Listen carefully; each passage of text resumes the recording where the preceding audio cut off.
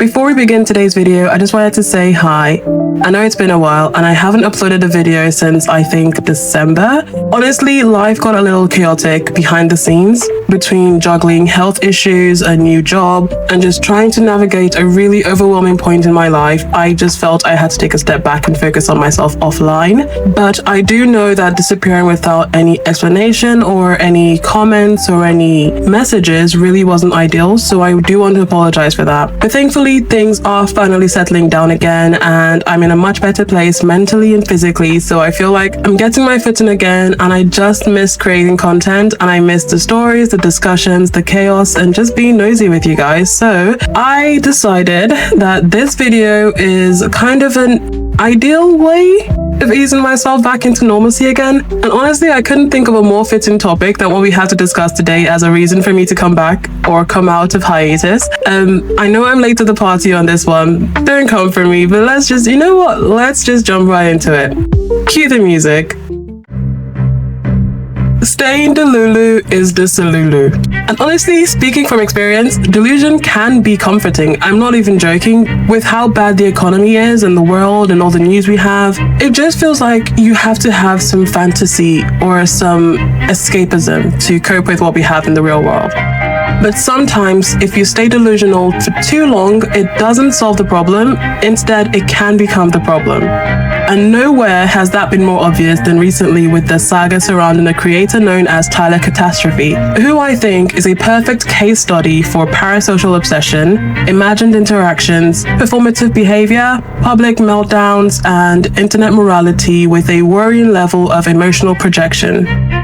Now, before we begin, I want to make this very, very clear. In no way am I going to make a video bullying Tyler. This is not what I do on this channel, and I'm not going to do that today. I've seen so many think pieces where they're just basically bullying him for being cringy. Of all the things wrong with this guy, cringy isn't one of them for me, okay? I'm just going to be talking about other things. I'm not here to mock someone's mental health, neurodivergence, appearance, loneliness, or vulnerability. None of that. What I think is worth discussing, though, is his parasocial attachment, accountability or lack thereof, and what happens when fantasy starts to replace reality. Tyler Catastrophe, aka Tyler Solulu, he gained major attention online through his intense admiration of a musician and a former Minecraft streamer known as Wilbur Soot, who is a member of a band called Lovejoy. I have had a crush on Will Gold since 2019 when I heard him laugh in the background of someone else's video, and it felt like life itself leaned in to listen. Which is really inconvenient for me because I am very much a one soul at a time kind of person, so once I develop a crush, virtually no one else stands a chance ever. Regardless of how many people have tried and been interested in me, I have not been able to find the interest for any single one of them because I have a f***ing crush on a guy I have interacted with once. And I have tried so hard to move on from this, to let it go, because I want so badly for it not to cross over into parasocial territory. And my point is, it's a whole thing that I would like to no longer have to deal with. And all of this is made worse because I have been recognized at every single concert I've been to in the past year and a half, including 2 of his. And I've been on the Lovejoy Nation podcast twice. So no matter how many times I try to sweep this under the rug and move on with my life, there's always that little thing in the back of my head saying, there's a non-zero chance. Oh my god. So basically, the way I see it, I finally say f*** it. I make this video, I say it all out loud to the ether that is the internet. Worst case scenario, he sees it, he says, hey, not for me. I move on with my life, it's fine. I'm an adult, who cares? I'll take a no over uncertainty any day of the week. Neutral option, nothing happens. Oh well, I guess. Best case scenario, you know, because honestly, it doesn't matter what I'm doing any day ever for the rest of my life. If he was like, hey, do you want to get dinner or something? I'd say yes. Obviously, I'm delusional. It's fine. But at this point, I'm just so over the not doing anything about the things that I want, you know? And the level of admiration Tyler has displayed online has had many viewers worrying that it might cross into outright obsession, or at least a parasocial relationship. And this is because Tyler himself has openly discussed how his fixation on Wilbur affects his ability to form romantic relationships in the real life. He has mentioned how he compares real people to an online persona that he has emotionally idealized for years. I mean, he's even auditioned to be a part of Love Lovejoy, and in no way is that in relation to Wilbur Soot. He's auditioned twice. Absolutely no idea if one of my favorite bands might want a second vocalist, but I do know I am crazy enough to ask. So hi Lovejoy, do you want a second vocalist? My name is Tyler Soluna, I'm 26 years old, I live in Texas, but I'm trying to move to England anyway. I'm a massive extrovert, I've been performing since I was 10, and in 2019 I was actually a semi-professional vocalist, but then had to spend almost 5 years getting my voice back after losing it completely because someone hit me with their car. Through the sheer force of audacious determination, I now have my voice back and my vocal stamina, which basically means that now that I can go back to music, not doing so makes everything else feel unfulfilling and sad. I figured I might as well shoot my shot. And I also play the trumpet, which is probably helpful. Anyway, here's Portrait of a Blank Slate. I hope you like it. He told me that much and now he's dead. I know someone's gonna think I'm joking. I'm actually not joking. I'm actually incredibly serious. If Lovejoy sees this, my DMs are open. I've been told to stop gatekeeping my talent, so I'm gonna do that. Also, if I get the words wrong, blame Lovejoy. The song's not even out yet, it's already stuck in my head. I can't Google the lyrics. Tell them to correct me or something. Lovejoy is legitimately the only band that I cannot listen to without wishing I was in the band. Every single time I hear a Lovejoy song, I feel like I need to roll up my sleeves and be in it. And I feel like the only part of every song that feels less important than everything else is like the vocal melodies. And absolutely zero hate to Will Gold. He's very good at what he does, and I love listening to him sing and talk and everything else. But every time I hear a Lovejoy song, I just want to, you know, I just want to sprinkle some good stuff in there. Now, every time I hear a Lovejoy song, I just want to take it, run it through my brain, and then rinse it off like I'm developing film. Not to like seriously change anything, because again, it's all great music. Just to give it that little extra bit of sparkle that I feel like some of them are missing. Things then escalated when Tyler launched a GoFundMe to move to Brighton in England, the exact city Wilbur Soot happens to conveniently live in. Officially, Tyler said that the move was framed around art opportunities, escaping Texas, and building a creative future. Hey, can I ask you for a favor? See, I managed to land my dream job after years and years of working, and it actually comes with the added benefit of getting the heck out of Texas, which I kind of needed to do anyway. But it's all the way over in England of all places, and I need to be able to cover my own moving expenses. And because I'm disabled and self-employed, I'm kind of limited in that area. But that's why I made this. And it's doing pretty well so far, but I've got a long way to go. And I know times are tough for a lot of us right now, so if literally all you can do is leave a comment of your favorite emojis, or maybe hit the repost button, or hell, share copy link, that's still a lot more than I would have been able to do on my own. So thank you in advance. Because I've worked so freaking hard for this, and it is so close, and I really need it to happen. And together, we got this. I just love asking for help on the internet. Because, like, I found my dream job, and I got my dream job, but I gotta go to the dream job. And the only way to do that is to pay to get there. So I made this thing, and it's going really well so far. But also, I have, like, a month. Obviously, I'm still adding to that number. I'm doing art markets. I'm selling my art and jewelry online. It's really cool. I'm really proud of myself for getting there. But I have a month, and it's just now hitting me that I only have a month. Like, I have 11,000 followers. I have 11.1 thousand followers. And if all of them donated $1, I'd be able to go. I'd make it happen. I'd be fine. But people quickly noticed how many parts of Tyler's new identity seemed to revolve around Wilbur Soot's world.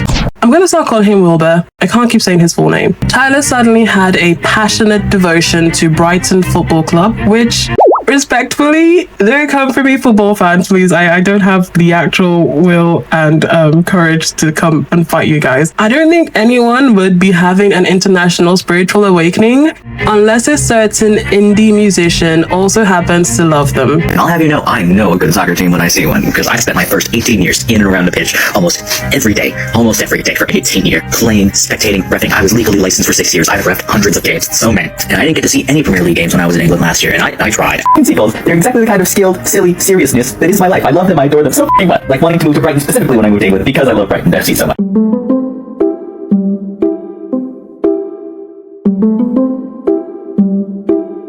Then, the more Tyler explained the reason for the move, the stranger the story became. Seeing the guy moving halfway around the world just to be closer to a YouTuber? If y'all think I would make a massive, life-altering decision that takes years of work to achieve just because I was willing to admit on the internet that I think a musician I don't know has a pretty laugh, then y'all really have the wrong idea. And I suppose you have a better explanation? I was supposed to move to Bournemouth a couple years ago. I had a job lined up, I did a ton of research, made a ton of preparations, admittedly got a little too excited because because it ended up falling through at the last minute. But when I finally dusted myself off and got myself back on track and decided I could probably just move out of the US on my own, England was the easiest choice because I had already done so much of the work. But why Brighton specifically? But when I visited England and met the people I had hoped to be working with, I completely fell in love with the South Coast, and Brighton is a really popular city right now. I've got a bunch of friends and support in the area, and like with most college towns, it's got a thriving art and music scene, and people keep telling me it's the gay capital of the UK, which I think is hilarious. You expect me to believe that's the only reason? I mean... I'm sure I'm not the only guy in the world who would let his decision to move somewhere be influenced by a sports team. And why would you like their football club if not for a crush? I grew up in the sport. I was a referee for 6 years, and when it comes to the Premier League, most of the other teams, Chelsea, Arsenal, Bournemouth, Leicester City, to me, they all play like assholes. They time waste, they flop, they play dirty. Brighton actually plays the game. Hi, my name is Tyler, and I'm currently in the process of using my beaded jewelry as a means to move all the way from Texas to England. But I do have a small confession to make. See, I don't know if you know this, but England is really small. So when I first started talking publicly about this goal, a lot of people were wondering where specifically I wanted to move to. And I'll be honest, I didn't want to answer. And while I really didn't want to offend anyone by not answering, I also really didn't want to tell the truth. So me being me, I just picked a popular, well-known city that I knew I'd be spending a considerable amount of time in. That being Brighton. I love their football club. I love their thriving art and music scene. It's a beautiful place, but I can't afford to live there. I can afford to be seen there though. But if you don't mind, I think it's time that I stop leaning into that bit. Because honestly, I don't have a plan for where in England yet. Honestly, I just want out of here. I'm moving from Texas to England and I'm making it happen this year. My sexuality, my gender, my beliefs, my experiences and the morals I stand on a daily basis. I have experienced terrible things and I will continue to experience terrible things for as long as I'm here. And sure, England isn't great either, but I know in my heart it's where I'm supposed to be for this next chapter of my life. Anyone in Europe wants to take me out, they're gonna have to work a whole lot harder for it. What are they gonna do? Stab me? I grew up in backwoods Oklahoma and I had a younger brother. So if someone with a British accent pulled a knife on me, I think I'd just laugh. Also, his fundraising goals on GoFundMe kept increasing. At one point, it was 13k, then 16k, and I think as of when I'm recording this video, it's 22k. And the reason he keeps saying he needs to leave has also been fluctuating. At first, it was for a creative opportunity where he had a job lined up for him in England, but then it became about leaving America because, as he said, when he came to the UK for 2 weeks, it was the first time he felt settled. Those 2 weeks that I spent in England is the only time in my 26 years of life that something in me just settled. And with all of this, people are starting to question where the money is actually going. Another thing that people have noticed about Tyler is how he sells jewelry. He sells beadwork and paintings, but at a price that many people feel is wildly inflated for the quality that is being offered. Now, his beaded necklaces are priced, and I'm not even joking, guys, they are priced like heirloom artifacts, like the kind of jewelry pieces you'll find in someone's dead grandma's cursed attic or something. Like, they aren't priced like I just made this. Also, his paintings are being priced for like thousands of dollars, despite people and many artists themselves describing his materials or his techniques as beginner level, coupled with an online persona that constantly frames himself as a misunderstood artistic genius, rather than someone who's just really unwilling to hear criticism. Now, to be fair, I think artists can charge whatever they want. It doesn't mean I have to buy it though. I'm just saying, you can charge it at £1 million. If I don't like it, I'm not gonna buy it. The pricing itself, it wasn't really the core issue here. The real issue is what happens every time Tyler faces criticism online. I said no bullying, so we're not gonna bully Tyler here. But sometimes when he does respond to content, there is a level of like condescending languages used. When people question his art or the GoFundMe or the inconsistencies in his stories or the abuse, which I will get to that, the conversation seems to immediately pivot away from accountability and move towards moral positioning. If you criticize the prices, suddenly the discussion becomes about supporting a disabled queer artist, which you should. If you question the fundraiser or his content, the focus is shifted towards donating to charities like Black Lives Matter or protecting marginalized people instead of attacking him. I said I have a crush on a guy in a band who I do not know and have met once. And because I was not strictly literal, I have somehow become become the target of a weeks-long, ridiculous smear campaign that, frankly, I don't want to understand. I said that I thought a guy was hot and funny and interesting in a video where I was not strictly literal. And then I said that because I am confident and like myself, that maybe he would like me if he gave me a chance. I do not care where he lives. I do not care who he's seeing. I do not care what he does for fun in his free time because it has no effect on my life. So really the only thing I have to say to the people who are using my name to get views and make money in a way that is not true, I hope you plan to donate every single cent that you have made off of misrepresenting my character and using my name for views. To the ACLU, to Planned Parenthood, to the people of Palestine or Lebanon or the Congo or Sudan, to Indigenous or Black Lives Matter charities. You have a lot of options because frankly every other problem on earth right now is bigger and more important than a guy who has a crush on another guy. And otherwise, I hope you end up regretting every single cent you have made off of misrepresenting me because I am a good person. I am kind and I do not deserve any of this. I believe that other people are mostly good. I believe that people can change when they have motivation to do so. And I hope that you all learn from this in the future because there's really nowhere else to go. I do not like being angry, but I am angry. People began to accuse Tyler of using progressive language or rhetoric less as a genuine reflection of his character and more like an emotional shield. Also, more of his virtue signaling can be seen in his posts. For instance, Tyler has once claimed to identify as two-spirited, which is culturally specific to Native Americans, and he himself isn't indigenous. When I turned my back on the way I was raised and decided to find myself on my own terms, I did what a lot of people do and turned to spirituality. But the one thing that really never stopped calling was the land I was born to. I was born and raised in Oklahoma, arguably the most indigenous state given how many times it was taken away and then leased back to its people. Peoples who have endured immense suffering, and even in continued suffering, have fought tooth and nail to keep not only their lives, but their ways alive. And it's rare that I talk about my own beliefs and experiences with spirituality or whatever word you want to use for it, but if there's one thing I hold to be absolutely true, it's that the land remembers her people. The land I was born to holds a great deal of importance to me. I found the ways of my home, and while I would never claim a heritage I have no way of proving, and would never take up space in a culture I was not welcome to, if honoring the ways of the people of my home, learning their histories and doing what little I can to help keep their ways alive, and referring to myself as Two-Spirit as a way of honoring the weight of my own soul and the way it guides me home, with the blessing of my deadliest auntie, by the way, is something that you would consider morally corrupt, then I don't think we will ever understand each other. Listen, I am an activist. I have always been an activist. I know what is right and I stand on it. I stand for it. But the stone I used is called kunzite,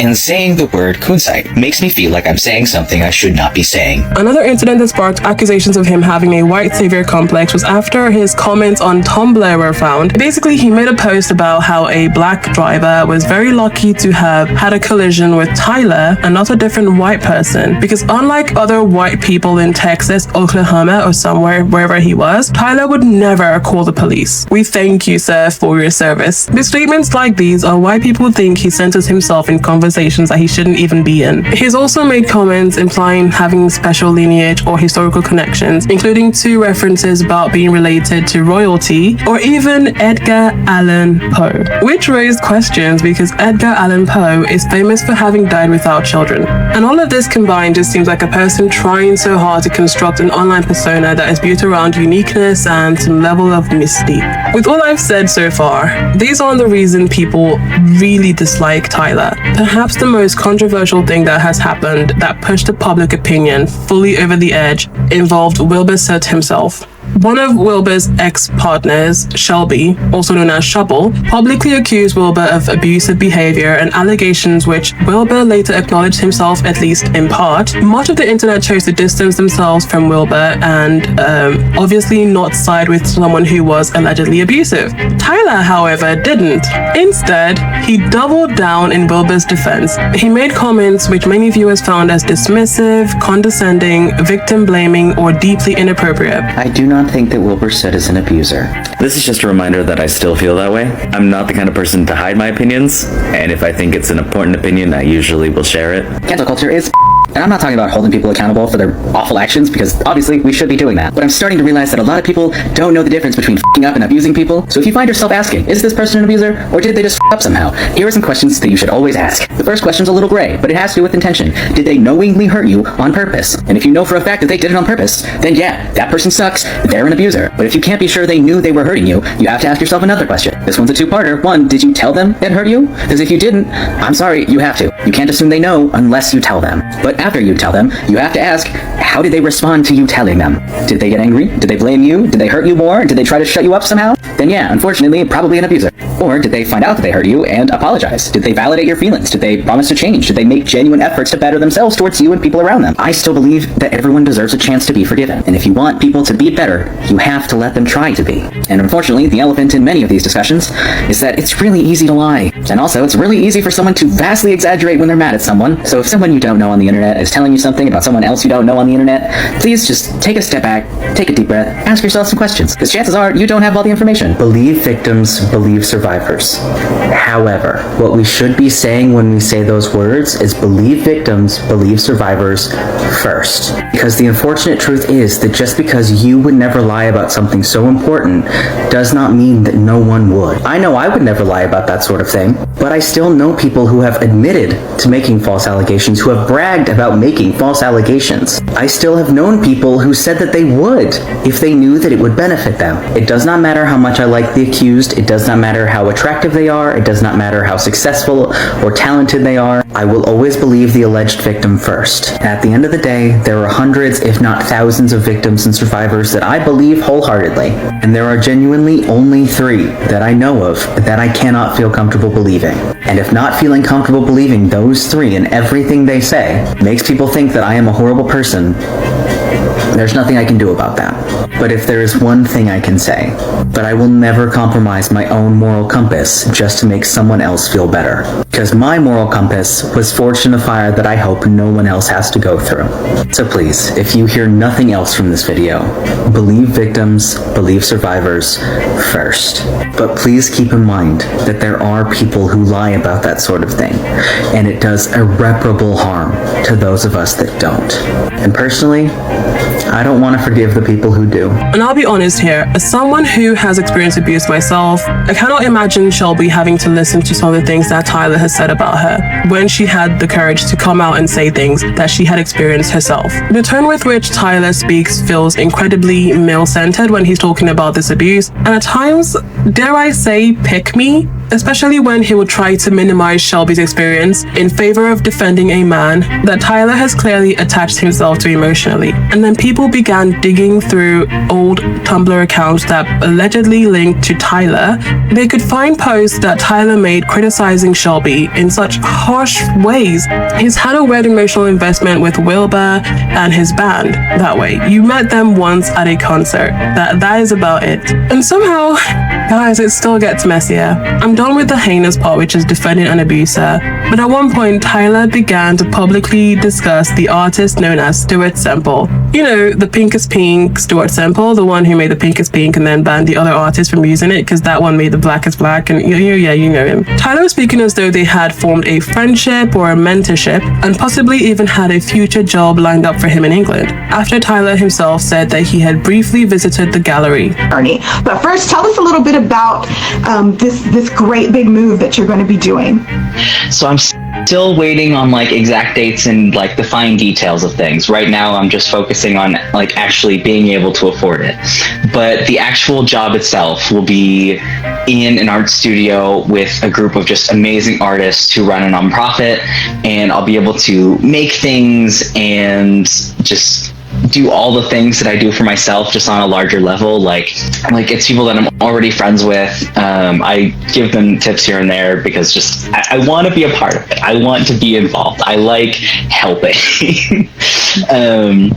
They like make paints and like pigments and just artist materials that everyone gets to use. And his name is Stuart Semple. I wasn't gonna say anything, but like whatever. And we've been friends for a few years now. now. And I am, of course, talking about the amazing Culture Hustle, run by the absolutely wonderful Stuart Semple, who, by the way, is an absolute sweetheart, in case you were doubting my credibility there for a second. This is where it was happening. Like, they just moved studios, but this was where everything happened. And I decided it was my dream studio. This was where I want to spend the rest of my life, I'm gonna be honest. This is when Tyler began to fundraise around this dream of relocating to the UK, speaking as though this artistic future was already unfolding in real time. And at some point, Tyler turns on Stuart Semple after almost praising this man for a while because he thought he had a job offer. He turns on him and says that Stuart Semple led him on, lied to him about this job offer, there was never a job offer, blah, blah, blah, blah.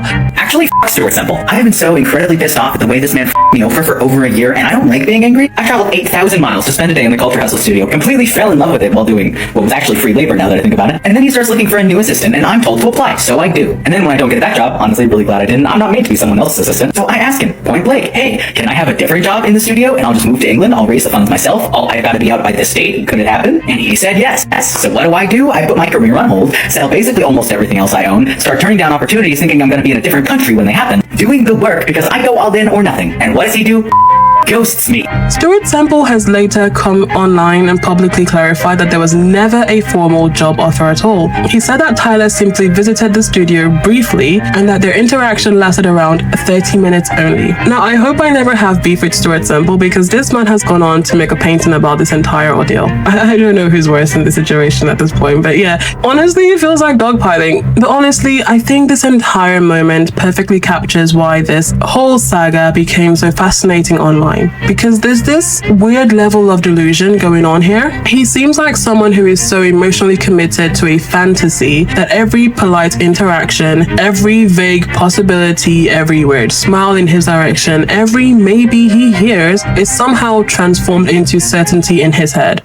And that brings us to this week's theme. This one is for the folks who stay committed to fantasies long after reality starts setting off alarm bells. People who romanticize dysfunction, defend the indefensible, and convince themselves that if they just believe hard enough, if you shut your eyes, clench your butt cheeks, and you hold your fists so tight, the story in your head will eventually become true.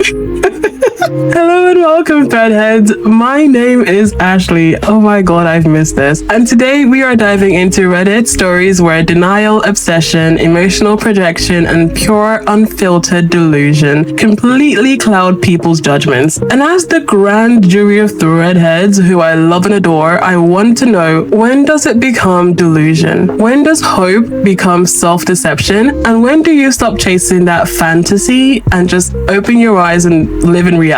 If you enjoyed today's video, as always, just raise your fingers to the sky, wave your hand like you just don't care, and just happen to accidentally land your thumb on your like button. You can also subscribe and hit the notification bell so you never miss a single internal spiral. But most importantly, I want to say thank you guys for being here. It means the absolute world to me. You don't know what I'm saying. At some point during my hiatus, I started watching my old videos and like reading some of the comments, and I was just like, oh my god, I miss just making videos that make people, happy. So it means the world to me. I'm truly grateful that you are here. I'm truly grateful I'm here. You and I both know what comes next. You know why we're both here? It's because we are both nosy. I'm right there with you, hand in hand. We're all in this together. That's all I can sing. I don't want Disney to cancel me, please. Now, without further ado, let's jump into some stories. Ashley read it, and now so will you!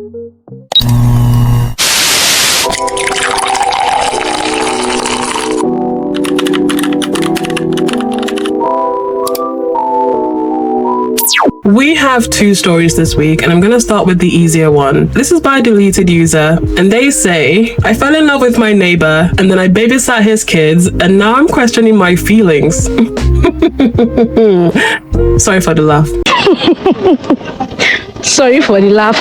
Okay, so first of all, I'm new to Reddit, so I'm sorry if there are any mistakes or something. I obviously can't talk about this with any of my friends or my mom, but then I saw a Reddit post on TikTok, and I thought this would be a good place to post about it. I'm also going to post this in a couple different places based on what came up when I googled best Reddits to post on for advice, so I'm sorry if this shows up multiple times. Finally, I know you all are going to judge me, but at least try to understand my side. Thanks. So I'm a 34-year-old woman, and 7 months ago, I had a messy breakup with my long long-term boyfriend. So I moved in with my best friend and her husband in a house we are all renting together. It was then that I met my neighbor, who I will call Kay. He helped us move our stuff into the house and I was instantly smitten. We live in the suburbs of a major city, so we both end up taking the train into work at the same time each day. I knew Kay had a wife and kids very early on. Auntie, get down. Hello? Get down.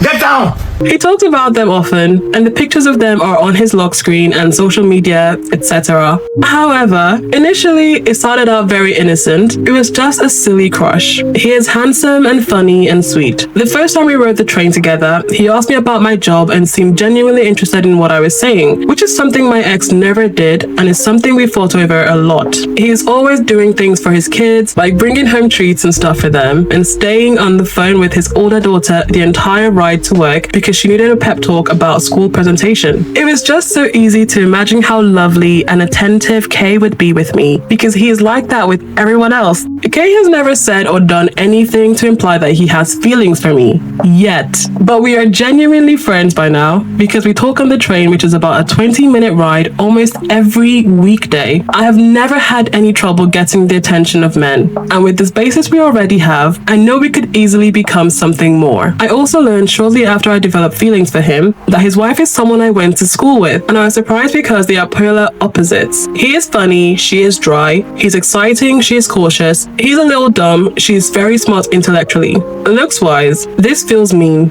but yikes. I just don't think their personalities fit well together at all, and I can easily see Kay getting stuck in a relationship because he's just so nice. The issue is that yesterday evening, Kay knocked on my door and asked if I could watch his kids for a bit. This was of course no trouble, and I said yes right away. He told me that his wife had gotten into a car accident while away on a business trip, and because she's pregnant, he was super worried and had booked the next flight out to go see her. His wife is pregnant. They don't have any family in the state currently, so he asked me to keep an eye on them for a few hours while the family friend drove several hours over to watch them at night. Now is where the issue came in. These kids were an absolute nightmare. There were 3 girls, and the oldest was a typical bratty preteen times 1,000. She was rude and didn't respect my authority at all, arguing with me about everything from dinner to who had to clean up to what movies she's allowed to watch. I even heard her call me a B-word under her breath a couple times. The middle one was rowdy and constantly wanted to play loud, messy games even when I told her no. The youngest was mostly sweet and quiet on her own, but she joined in whatever drama the middle created. This all culminated in me agreeing to play hide and seek with the younger 2 and ended up getting locked out of the house. I love these kids. When I went back and tried to convince the oldest to let me through the back screen door, she pretended she couldn't hear me and put her headphones on. Thankfully, the family friend arrived a few minutes later and let me in, and then I went back home. This makes me very sad because before now, I would often dream about being a stepmom to Kay's kids one day because of how highly he would talk about them. Now I want nothing to do with them, but at the same time, this is further proof that Kay and his wife are not happy because children from a happy home do not behave like this. Bruh. The call is coming from inside the house, I fear. I just want to have a relationship with Kay, but I don't know if it's possible because his kids and I will not get along. And this is even before the potential divorce where their mother could easily get them to hate me. I really love Kay, and I know we could have a beautiful relationship if I pursued this, but this has really shaken me. I just wish I had someone to talk to about this, but everyone in my life will judge me. I'm impressed. No, I actually am impressed.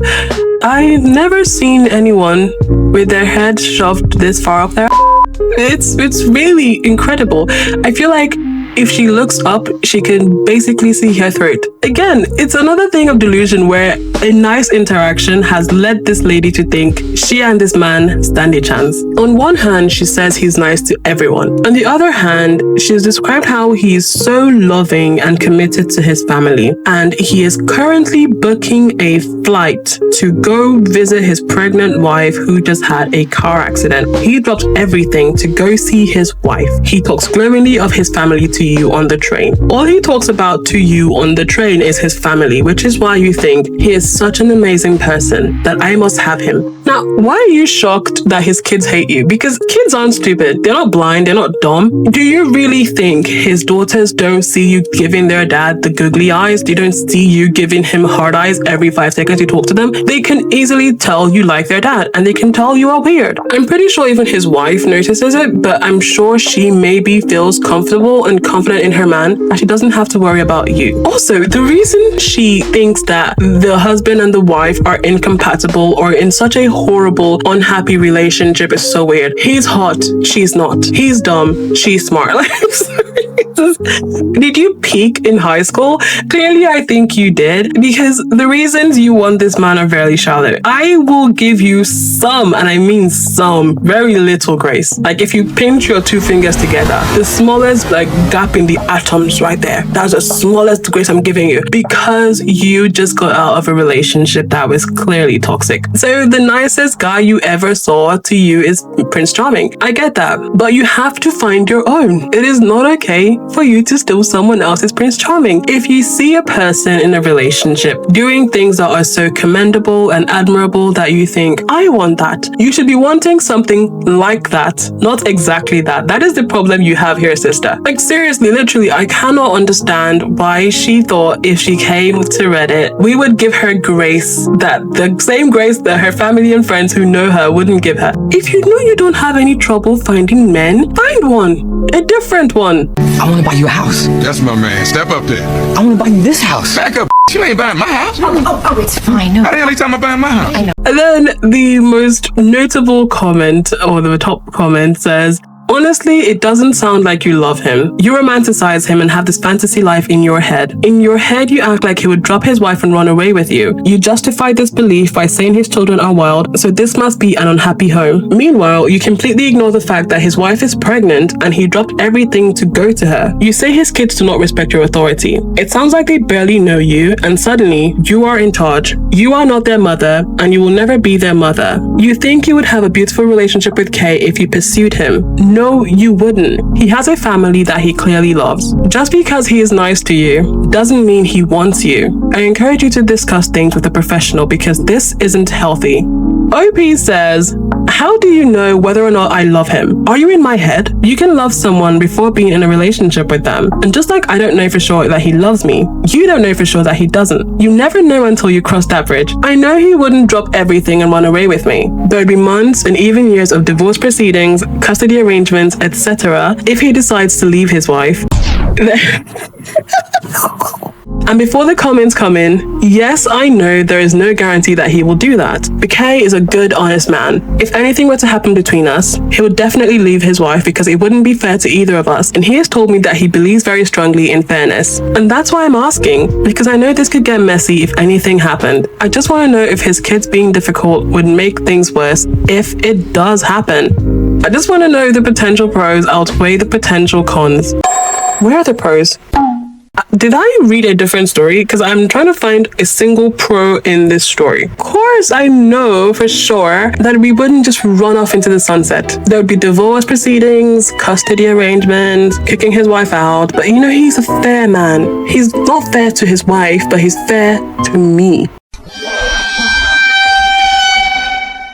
OP doesn't have an update per se, but this particular post went so viral. So OP shared a screenshot of the message that she got from Kay. So Kay texts her, wife and the girls are okay. Thank you for watching the girls. OP says, of course, anytime, smiley face. Let me know if there's anything else I can do. Kay then sends a thumbs up emoji. But then Kay sends the link to her post and says, is this you? Because if it is, we need to talk. I promise you that I have absolutely no interest in leaving my family for you. I'm sorry if I ever gave you the wrong idea, but I don't see you as anything more than a neighbor. I don't think we should be friends anymore. And OP says, wait, can I call you?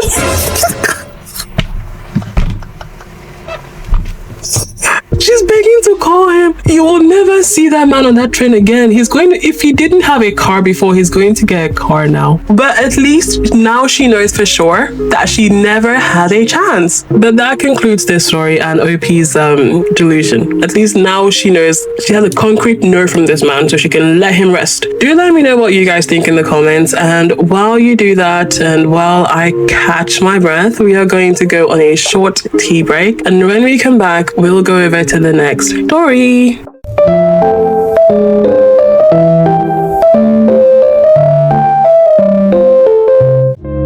Coming from the relationship advice subreddit, we have a post by Menu Messages who says, me, 32 male, with my coworker / friend, 24 female of 1 year, how do I let her know that she's in an abusive relationship with her boyfriend, 24 male? So a little background to start off with. I work for a non-profit where I'm the supervisor of 10 people that work under me. Last fall, a young woman, let's call her Jennifer, started working with us through an outside fellowship. Now, she's the kind of person that just commands attention as soon as she walks into the room.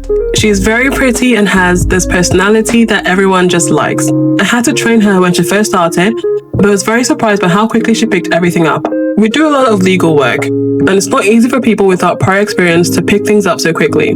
So this should give you a good idea of the kind of person she is. I instantly took a liking to her because of her work ethic, but also because of how easy she was to talk to. During our training, I would say we became pretty close, so much so that I would text her outside work hours about non-work related things. Also, she would send me Snapchats a lot. Bruh. You are a 34-year-old man on Snapchat. She would send me things about shows she was watching like friends do.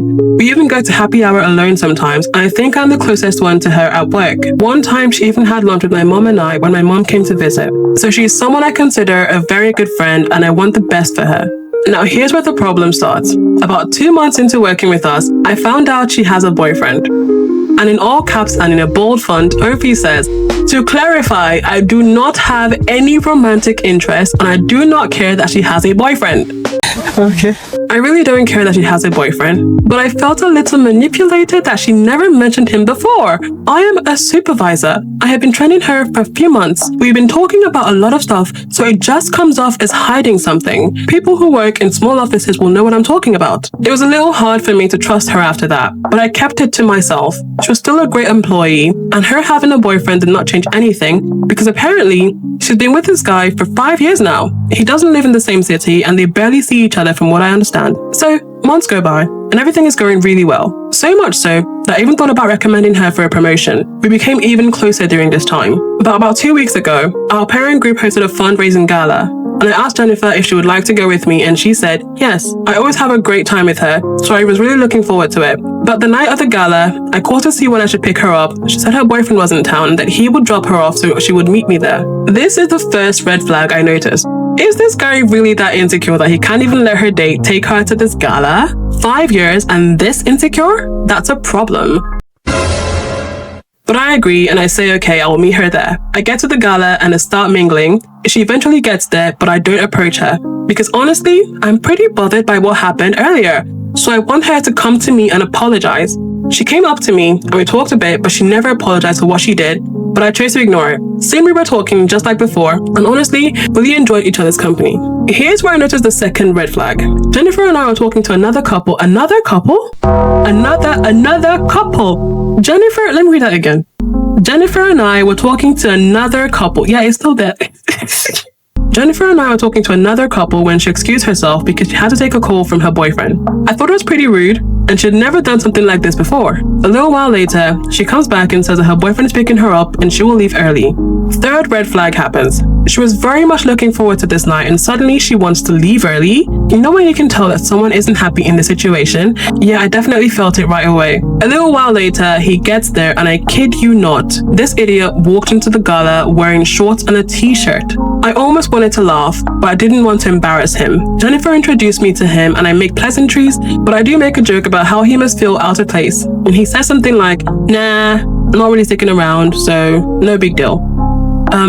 Okay. I don't really get what that has to do with anything. My point was that he was at a black tie event, dressed like he was going to the gym. I don't care if you're here for 5 minutes or 5 hours, that's weird. So as you can already see, he's already had an attitude with me for no reason. I follow up with, well, there are some really important people here. And his response was something like, I've met senators wearing flip-flops. I think I'll be okay. Holy crap, I'm getting angry writing this. But you see what I'm talking about, right? He's completely rubbed me the wrong way. So anyways, as she's leaving, I tell her to let me know if she gets home okay. It gets to around midnight and she hasn't sent me a single message. So I text her and I get no reply. I send her another one at 1 a.m. saying that I'm worried and to just let me know she's okay. Again, No reply. I have a hard time sleeping that night because I'm genuinely concerned. It's just the kind of person I am. I need to know my friends are okay or it bothers me. I wake up the next morning after getting really bad sleep and she hasn't responded still. This makes me upset because I can see that she has uploaded pictures on Facebook, but yet she wouldn't respond to my text. The only explanation is that her boyfriend is the reason. She always responds to me, and at most a few hours later. So Sunday night, I finally sent another message fully detailing how upset I was with how she was treating me, and also how I think how much control I feel her boyfriend was exerting over her, and how it was really making me lose respect for her. I always thought she was this strong, independent woman, and suddenly, this guy is controlling who she can or cannot talk to. Of course, I get no reply. Monday rolls by and eventually we see each other at work, and she confronts me the first thing in the morning. Before I even get a chance to speak, she says I made her uncomfortable, and she just wants to finish her last 2 months of fellowship without any contact that isn't necessary for work. This was about 2 weeks ago. I was really upset at first, but honestly, I've done a lot of reading. When you are in an abusive relationship, you stop seeing the world the way it is and only see it the way the abuser wants you to see it. It makes me really sad that I'm losing a good friend because her boyfriend has insecurity issues. So a few concerns are here. She started dating him 5 years ago, meaning she was only 19, and therefore, this is pretty much the only adult relationship she ever had. Also, this guy is a lobbyist. She wants to work in the public service and help immigrants and refugees, but yet dates a lobbyist? Does she really not see the contradiction here? I think over the past 5 years, he's done a great job of gaslighting her, and it's gotten to the point where it's affecting her relationship with other people, and it breaks my heart to see this happen to a good friend. But here's my question. What is the best approach to let her know of these concerns that I have? How can you make someone who refuses to see reality actually see what is happening? I've spoken to my mother, and we both agree it would be best if she was also there when I talked to Jennifer. However, do you think it should be me alone, or would it be better to have a mother figure to talk to her about something this serious? If we have this conversation and she refuses to break up with her abusive boyfriend, what are the final steps I should take? To be frank, I'm not sure I could remain friends with her if she continues to date him. I'm simply not the kind of person who will stick by someone who willingly ruins their life. I can't stop thinking about this, and I haven't gotten any work done today. I really look forward to your suggestions, and thank you for all your help. And for any of you that are currently in an abusive relationship, get out before it's too late. Oh my God, I'm gonna have a rant with this one, aren't I? Okay, let's start. First and foremost, the only person not seeing reality here is you. I can bet you that she was looking forward to that gala because she was looking forward to having a good time. But you literally colonized her entire existence in that gala. Another couple. You instantly got offended when she told you she had a boyfriend because she should have told you. Why do I have to tell you? You're my co-worker. I don't have to tell you crap about my personal life. Did it occur to you that the reason she's been a bit more cordial with you is because she felt unsafe around you? Her boyfriend is around now, so she feels a bit safer at home to tell you F off. And you say the boyfriend gave you attitude. Attitude where? He simply dished what you gave. Why are you angry he came in t-shirts and trousers? It was your business. If I want to come to that gala in a bikini, come and kick me out. Why are you so bothered? You sound so elitist. Like, I'm so sorry. You sound so pompous, you big weirdo. Don't get me wrong, I understand someone trying to look nice and presentable and stuff like that, but if it's a fundraising gala that I'm not exactly a guest at, if I look over at my friend who they've come to pick up and she's happily introducing him to people, she's smiling and she's like introducing him to her colleagues and she's okay with it, it's none of my business what he wore. It doesn't matter to me. If she's happy, he's happy, why are you bothered? The first red flag you said is about how he taken her to the gala. If she hasn't seen her boyfriend for a while, they do long distance, and he's finally around, I want to spend as much time as possible with him. That's my logic. And if I have my boyfriend there, I don't see the reason I need you to pick me up. Because why? We aren't on a date. We aren't on a date, so my boyfriend can drop me off. You then saw her walk into the venue. Your diva self, you man diva. You said she should walk up to you and apologize. Why do you think she should do that? This man looked at her and is like, Jennifer, you are a victim. That is why you're not seeing things the way I see it. But you see that man there who loves you and who came at almost midnight to pick you up, who dropped you off, who I'm sure is tired but has traveled all this way to spend time with you. Yeah, he is a bad guy. I'm pretty sure he even smacks you around. And you were groomed, Jennifer. You were only 19. This is your only adult relationship. Jennifer, you were groomed. but we were both 19. It doesn't matter. Doesn't matter, Jennifer. Yeah, victim. Yeah, Jennifer. Look at me. Look at me. I can save you, and then I can have you for myself. Imagine him telling his mommy, if my supervisor called me for a meeting and I get there and I see him and his mother, I'm going straight to HR. She's a temporary worker there and you've made it so uncomfortable. Do you have any thought process? Did it ever occur to you that the reason she always has lunch with you or she's messaging you is because you are her supervisor who is in charge of checking her work, who maybe when she's done has to do the referral and references for her, so she has to really be nice to you. And in all of this, she's tried her very best, but my goodness, did you take it too far? Why are you texting a colleague at 1 a.m.? The reason she left that gala, which she was looking forward to all this time, is it gala or gala? I'll call it gala. The reason she left that gala is because you made her uncomfortable. She excused herself to go text her man to come pick her up. I'm pretty sure she did that because you already even posted about this mindset of talking to another couple. So imagine how you must have been maybe weirdly touching her inappropriately or making it look like you were two couples hanging out together on a double date. Imagine how awkward that must feel for her. This post was made like 9 years ago, and oh my goodness, you can tell because like in the comments, a lot of people are trying to like sympathize with him, but like tell him, poor guy, you need to stop thinking this way. Don't get me wrong, a lot of the comments are calling him out and being weird, but I can't understand why I would even see one comment saying like, poor guy to him. Anyway, the top comment says, I wasn't at the gala, so I can only speculate. But here's a highly likely explanation. Jennifer ducked out to call her boyfriend for an early pickup when it became obvious that you saw the event as a date and not a professional function. She did so discreetly to protect her feelings and to protect herself from your response if you reacted badly to her rejecting you to your face. Given your conduct in this thread and in others, I tend to think she made the right call. Your response to rejection is apparently to try to get a restraining order preventing her from being with her boyfriend. Sorry, what? Maybe that will come up in the update because Jesus Christ. She does not want to be your friend and she does not want your intervention in her life. If you can't maintain a professional distance, quit and find a job where you're not in a position of authority over people. You are somewhat lucky that Jennifer hasn't spoken to lawyers yet because your conduct is bordering on actionable workplace harassment. Under no circumstances should you, quote, discuss your subordinate's personal relationships with her or pressure her to change them or get her to try to explain herself to you. You acted wildly inappropriately. Your interest in her relationship with her boyfriend itself is inappropriate and you should really do some serious soul searching to figure out why you were so hung up on her like this. And trigger warning, guys, from here on it's going to be so aggressive.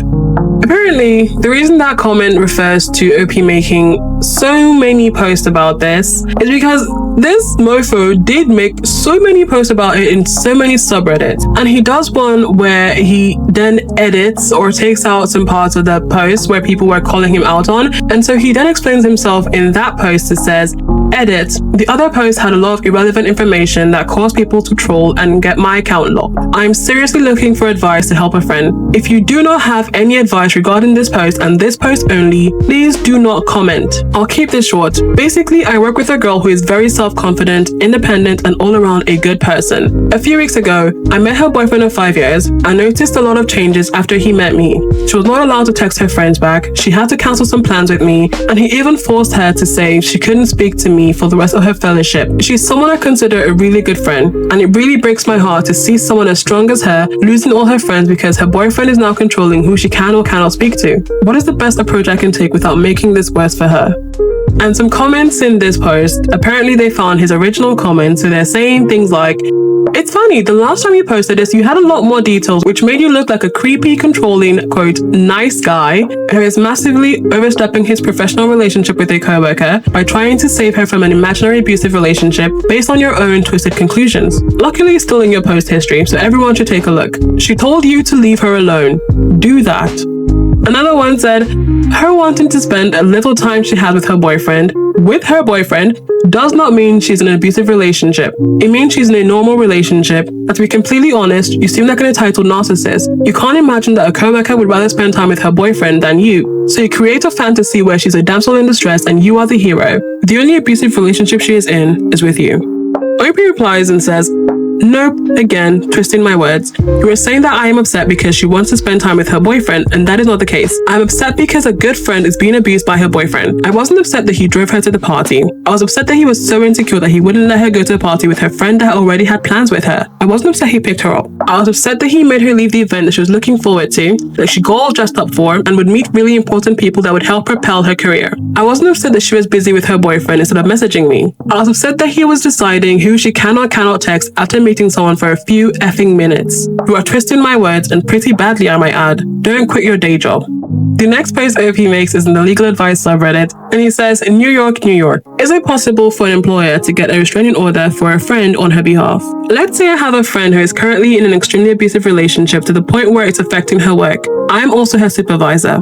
Would it be possible for me to ask for a protection order from her boyfriend? Let's say she's in such a bad state that she cannot ask for it herself and is being forced not to. But me, along with a few other people, see how bad it is and want to get her out. Therefore, if we have several people that can attest to this, could this make a difference? Like, can we make an argument that she has been abused so badly that she cannot make this decision for herself? If this is technically not possible, what is my next best course of action? Thank you for your help. Eventually, I think OP starts to resent his coworker for not liking him back, so he starts to turn on her. Who would have thought that shocked Pikachu face, that a nice guy would stop being a nice guy? Who would have thought? So OP's next post in the Off My Chest subreddit says, and you think you are better off now?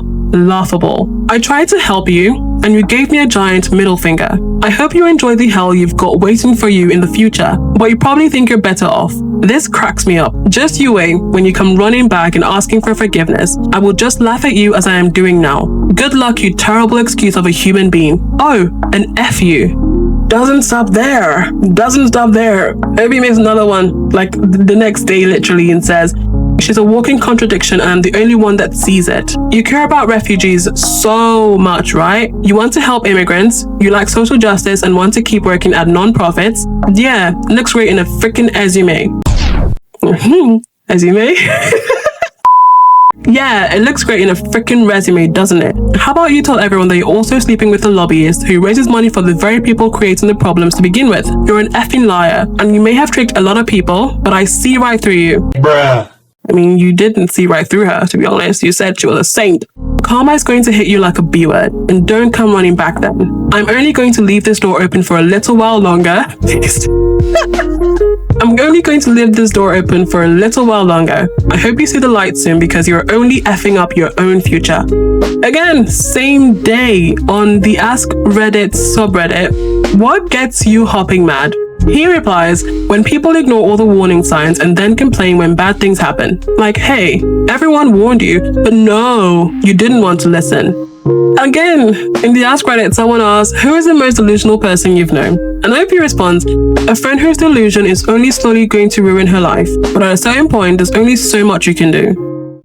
And things get worse. It gets worse, people. I'm not done. I'm not done, guys. Next post OP makes is Off My Chest. He says, why did I even try? Effing B-word. I've been in this profession a decade longer than you. I could have helped you move forward in your career. And now you're talking crap about me? You're really going to try to ruin my reputation when all I did was try to help? Do you even know the connections I have? You think when you leave in a month, you're just sliding easily in some new job. I will effing ruin you and make sure everyone knows how terrible of an employee you were. Let the games begin, you dumb B-word. Try to keep your effing legs closed for a few minutes while I fix the damage you caused. You really have no idea how non-profits work, do you? This is such a small world, and you attack the one person who has helped you from the beginning? Oh, and thanks for not showing up at my boxing match, even though we talked about it months ago and you said you would come. This just confirms that you were never a friend and just using me. We don't need users like you in this business. I've helped hundreds of people, and I will help hundreds more. I can't wait for you to go back into your cushy life where you don't know what real pain is. Leave the real work for people like me who genuinely care about helping. An OP in the Unsent Letters subreddit says, when you finally see the light, I won't be at the end of the tunnel anymore.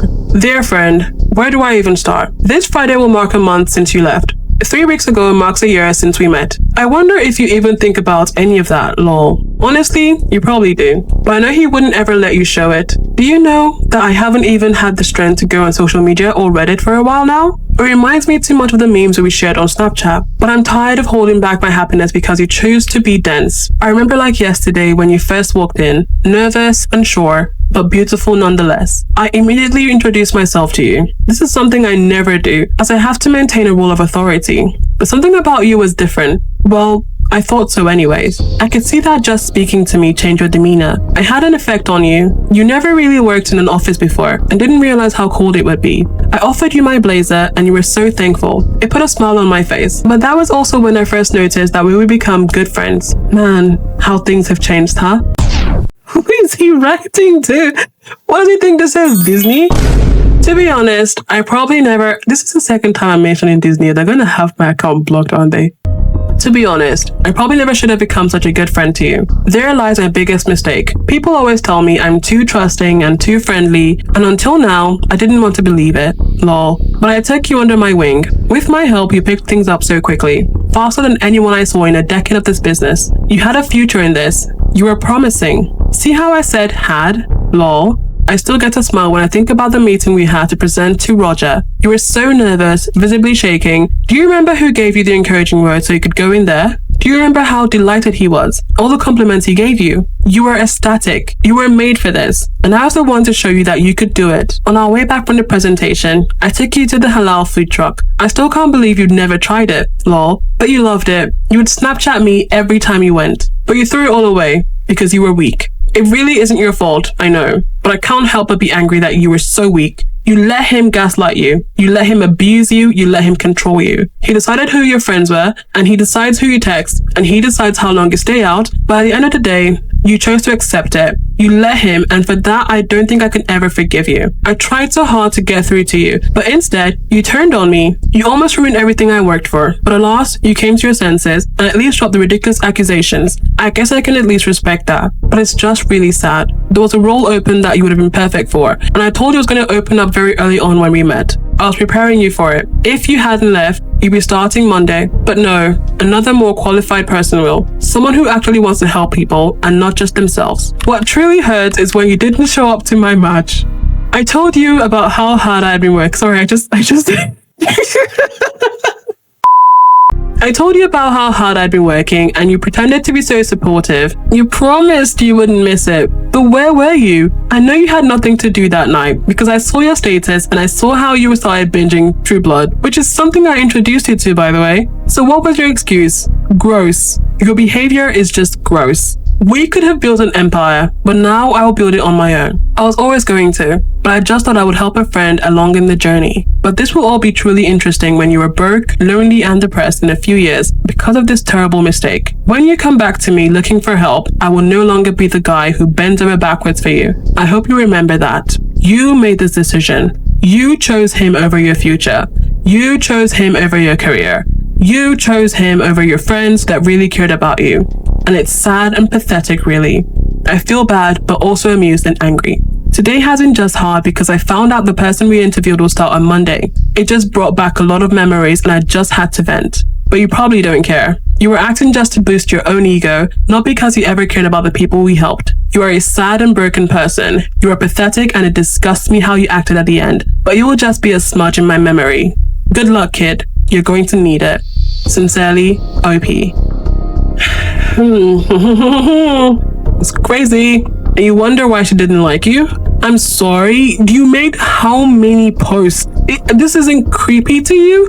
And you think Jennifer didn't see how weird you were? Oh my goodness, I'm surprised he didn't get fired. You are dangerous, man. And I if you ever hear this, or if anyone who thinks like this man ever hears it, I need you to stop because this has a really bad outcome if you keep being this way. If you get so invested in the hate and like the obsession with the person to the point where admiration turns to resentment, it is really, really scary. This is how people who are like fans of celebrity go from being like incredibly obsessed obsessed with them to wanting to unalive them. I don't get it, but you need to stop. This is creepy and it's scary and it's weird. Like, it started off being so funny, but it's way too real to not be alarming. And I think this is why I put this story here, because it reminds me so much of like how people like Tyler, but not Tyler specifically, because I don't consider him a harmful person exactly per se. I don't know, but people like that who go from really loving a celebrity or admiring a person or thinking of this person as like the center of the universe and like this perfect person, and when they don't get that person or they don't get the outcome they wanted or anticipated or they even hoped for, they quickly turn and become obsessed in the wrong way. It becomes like, if I can't have you, no one else should. Like, he talked about wanting to ruin her. Close your freaking legs for a minute while I fix this. Fix what? Because she complained about you? This person is a really big problem in society, because he's out here and we don't know. He could be someone's dad by now. He could be someone's husband for all I know. And that is really, really scary.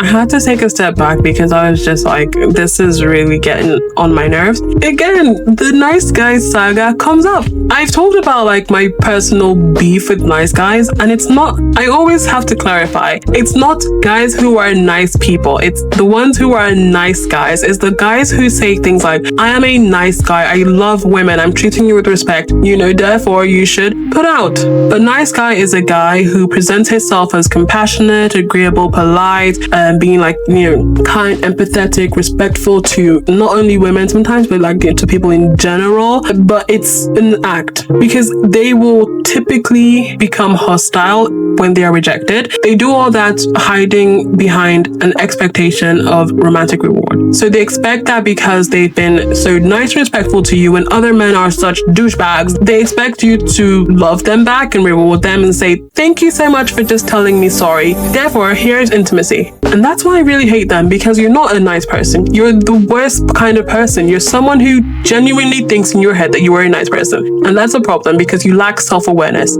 It's not for you to say to me if you're a good person. I should be saying to you if you're a good person. That's my logic. I can't tell you guys if I'm nice. You have to tell me if I'm a nice person. I don't think I am, to be honest. I try to be a better person than I was yesterday. That is different from saying I'm a good person. And I think that's a problem I have with Tyler Catastrophe. He doesn't see his flaws as things to be fixable. Instead, he sees it as people are just attacking him. The problem people have with you is, one, your attitude towards criticism, your constant delusion, and maybe, just maybe, a bit of the parasocial relationship you have with Will Bassett. That's it. Stop it. Get some help. But that is my rant. That is my cue to leave you guys, because that is a wrap on today's trip down the rabbit hole. If you've watched it to the end, I want to say thank you for sticking around and, just being here and watching all the way to the end. It really does help the channel grow, and it helps to get the channel or the videos out to more people.